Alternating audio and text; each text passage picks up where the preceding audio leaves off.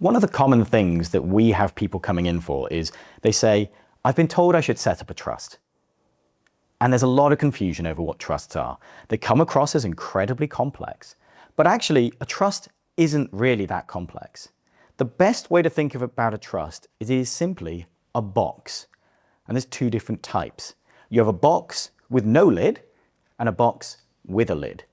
And that's where it comes down to what is your aim when it comes to a trust. If your aim is to put it into something where you're protecting it for the next generation, but you're okay with paying tax, you can have the lid off. If your aim is to protect it and to minimize your inheritance tax, then we need to put a lid on it. The key thing that people miss when it comes to trust is they think that they can have their cake and eat it. For instance, one of the most popular things we get told is, I've put my house in trust. Okay, fantastic. Are you still living in the house though? And the answer is always yes. Well, in that case, you've not really done very much because you cannot continue to have a benefit from something that you're trying to give away. If the aim is to give it away, if the aim is to protect it so that once you've paid inheritance tax, it then sits in a trust, that makes sense.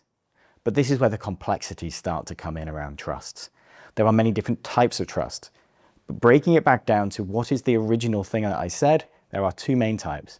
One you have access to, and those are the ones that eventually tax will be paid on, or those you don't have access to that have that lid on the box.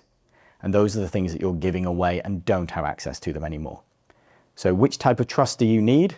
Well, it very much depends what your aims are and what you're trying to achieve. And it is very important that you receive financial advice on this, not just whether it be legal or accountancy.